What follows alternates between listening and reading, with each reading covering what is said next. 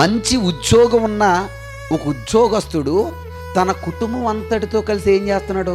ప్రార్థన చేసుకుంటున్నాడు. ఎవరో కొర్రెలి. అంత ఉద్యోగం ఉన్న ఓడే కూర్చోబెడితే మనం మన కుటుంబాన్ని దేవుని దగ్గర కూర్చోబెట్టాలా వద్దా? మనం ఏమంటాం తెలుసా? ఖాళీ ఎక్కడ ఉంటుందండి? పిల్లల్ని పట్టించుకునేంత ఖాళీ మనకే లేదు, భార్య భక్తిని పట్టించుకునేంత ఖాళీ మనకి లేదు, కుటుంబ భక్తి పట్టించుకునేంత ఖాళీ మనకి లేదు. నువ్వు ఎంత స్థాయిలో ఉన్నా, ఎంత స్థితిలో ఉన్నా, నీ కుటుంబ భక్తి నీ బట్టి బలమైన స్థితిలో ఉండే విధంగా నువ్వు నడుచుకోవాలి. దేవుడు ఖచ్చితంగా కుటుంబ భక్తిని చూస్తాడంటే, మళ్ళీ చెప్తున్నానండి, డ్యామ్ షూర్ అండి, ఖచ్చితంగా భర్తను అడుగుతాడు నీ భార్య ఏదని, ఖచ్చితంగా భార్యను అడుగుతాడు నీ భర్త ఏడని, ఖచ్చితంగా భార్యాభర్తలను అడుగుతారు మీ పిల్లలేరని, ఖచ్చితంగా పిల్లల్ని అడుగుతాడు మీ తండ్రేడని, తల్లేదని. మా నాన్న ఎంత చెప్పినా ఏంటండి నేను చెప్పలేదండి అన్నావు అనుకో, ఏమంటాడు? ఫోన్లో అడిగినా పోతున్నప్పుడు నువ్వు వచ్చావు అదే చాలంటాడా అంట.